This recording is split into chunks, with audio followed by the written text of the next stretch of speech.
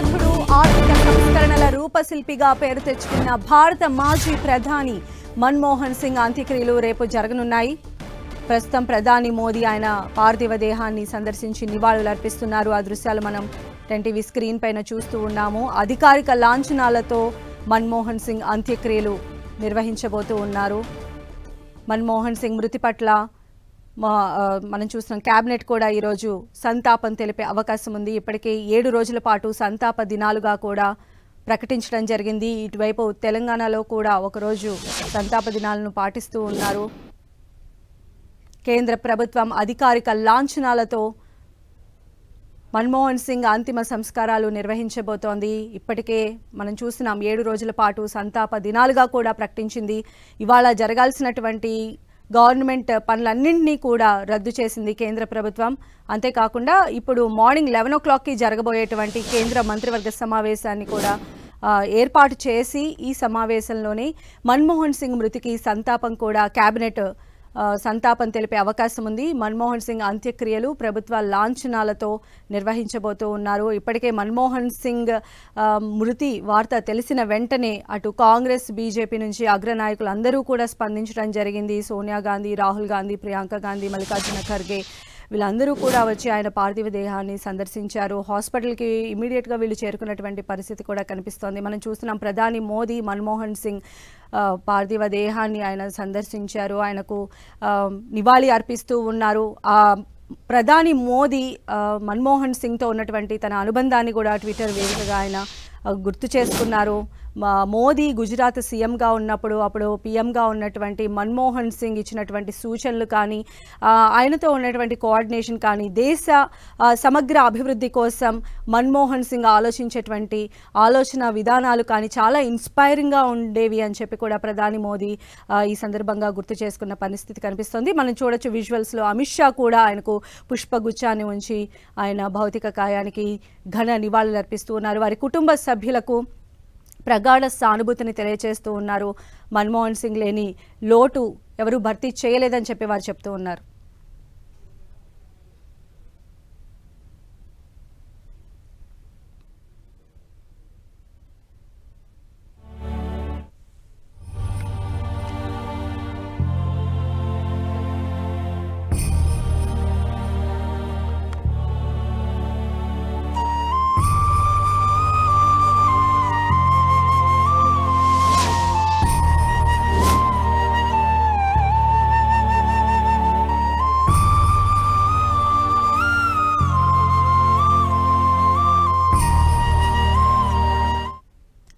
Manmohan Singh September 26, 1932లో west పంజాబ్లోని గాహ్లో జన్మించారు.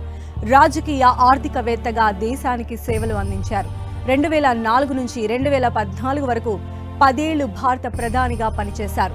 జవహర్లాల్ నెహ్రూ, ఇందిరాగాంధీ, నరేంద్ర మోదీ తర్వాత దేశానికి ఎక్కువ కాలం ప్రధానిగా పనిచేశారు మన్మోహన్ సింగ్. మొదటి సిక్కు ప్రధానమంత్రిగా కూడా రికార్డులకెక్కారు. దేశ విభజన తర్వాత మన్మోహన్ కుటుంబం ఇండియాలో సెటిల్ అయింది. డిగ్రీ పట్టా పొందిన తర్వాత సింగ్ పంజాబ్ యూనివర్సిటీలో లెక్చరర్గా పనిచేశారు. అనంతరం ఆక్స్ఫర్డ్ యూనివర్సిటీలో ఆయన పట్టా పొందారు.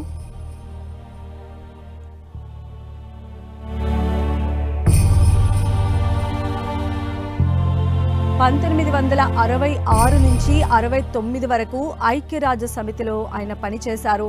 లలిత్ నారాయణ్ మిశ్రా ఆయన్ను వాణిజ్యం, పరిశ్రమల మంత్రిత్వ శాఖలో సలహాదారునిగా నియమించడంతో రాజకీయ జీవితాన్ని ప్రారంభించారు. 1972 నుంచి 76 కేంద్ర ప్రభుత్వ ప్రధాన ఆర్థిక సలహాదారుగా సేవలు అందించారు. మరోవైపు 1982 నుంచి 85 మధ్య రిజర్వ్ బ్యాంక్ గవర్నర్గా, అనంతరం ప్రణాళికా సంఘం వైస్ చైర్మన్గా పనిచేశారు. 1991లో భారతదేశం తీవ్రమైన ఆర్థిక సంక్షోభాన్ని ఎదుర్కొన్న సమయంలో అప్పటి ప్రధాని పివి నరసింహారావు మన్మోహన్ సింగ్ను ఆర్థిక మంత్రిగా కేబినెట్లోకి తీసుకున్నారు. ఆ తరువాత మన్మోహన్ సింగ్ ప్రవేశపెట్టిన నిర్మాణాత్మక ఆర్థిక సంస్కరణలు దేశాన్ని సంక్షోభం నుంచి గట్టెక్కించాయి.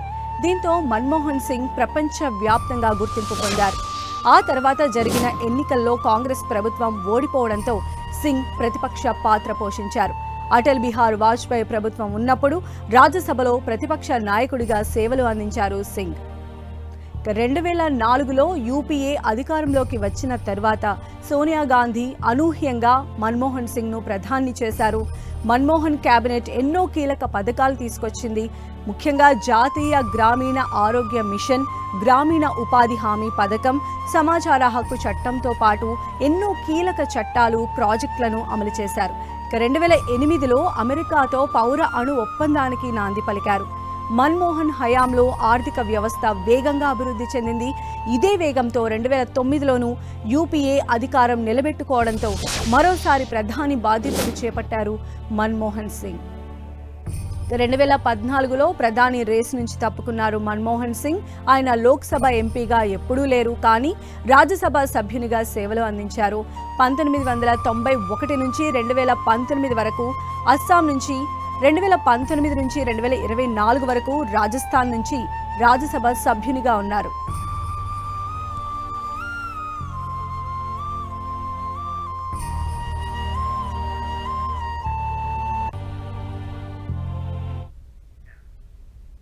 ఇక 33 ఏళ్ల క్రితం 1991లో ఆయన రాజ్యసభకు ఎన్నిక కావడం ద్వారా రాజకీయ అరంగేట్రం చేశారు మన్మోహన్ సింగ్.